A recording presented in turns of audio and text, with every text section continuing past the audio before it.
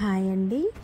ఈరోజు మనం సుర్కందా దేవి ఆలయం గురించి తెలుసుకుందామండి. సుర్కందా దేవి ఆలయం భారతదేశంలోని ఉత్తరాఖండ్ టెహ్రీ గర్వాల్ జిల్లాలో ధనౌల్తి సమీపంలో ఉన్న హిందూ పుణ్యక్షేత్రం. సుమారు 2756 మీటర్ల ఎత్తులో ఉంది. ఇది సతీదేవి శిరస్సు పడిన ప్రదేశంగా ప్రసిద్ధి చెందింది.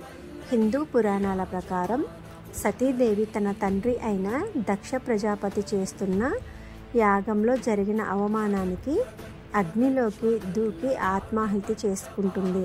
అప్పుడు శివుడు ఆమెను ఎత్తుకొని విశ్వం అంతా తిరుగుతున్నప్పుడు లోక కళ్యాణం కోసం శ్రీ మహావిష్ణువు తన సుదర్శన చక్రంతో సతీదేవి శరీరాన్ని ఖండిస్తాడు. ఆమె శరీర భాగాలు పడిపోయిన ప్రదేశాలలో ఇది ఒకటి. అందుకే ఇది గొప్ప ఆధ్యాత్మిక ప్రాముఖ్యతను కలిగి ఉంది. సతీదేవి శిరస్సు ఈ ప్రదేశంలో పడటం వల్ల ఈ ఆలయానికి సిర్కండా అనే పేరు వచ్చింది.